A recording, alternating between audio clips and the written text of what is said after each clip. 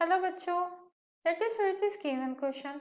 So, the given question says that identical springs of steel and copper, that is Young's modulus of steel is greater than the Young's modulus of copper, are equally stretched.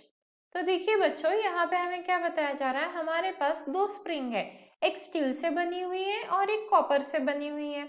उसके लिए जो Young's modulus है steel का वो बड़ा है compare to Young's modulus of copper, और इन दोनों स्प्रिंग्स को हमने इक्वली स्ट्रेच कर दिया है। तो अब आप ऑप्शन देखिए, ऑप्शन में हमें वर्क डन के बारे में पूछा है, राइट।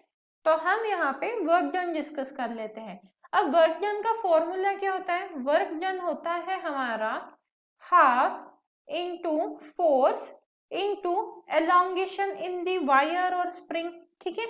अब आप देखिए यहां से हम लिख सकते हैं that work done is directly proportional to delta L, पर डेल्टा एल का फॉर्मूला क्या होता है, वो तो होता है F into original length divided by area into Young's modulus.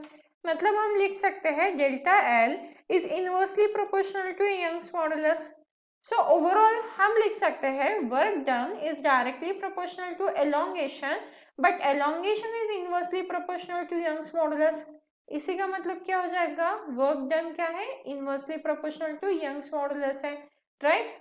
तो अब आप देखिए, क्योंकि y of steel that means Young's modulus of steel बड़ा है यंग्स मॉडुलस ऑफ कॉपर से, तो अगर मैं यहाँ पे W that is work done of steel divided by work done of copper लिखती हूँ, तो ये किसके इक्वल आ जाएगा, Young's modulus of copper divided by Young's modulus of steel के बराबर आ जाएगा, राइट।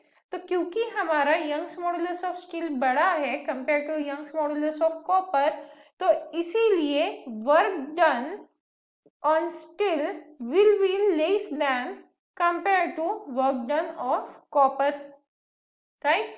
तो स्टील के लिए क्या आ गया हमारा, लेस वर्क आ गया। So less work is done on the steel spring. Option b हम करेक्ट आंसर बोल सकते हैं। So this is the right answer and I hope you understood it well. All the best.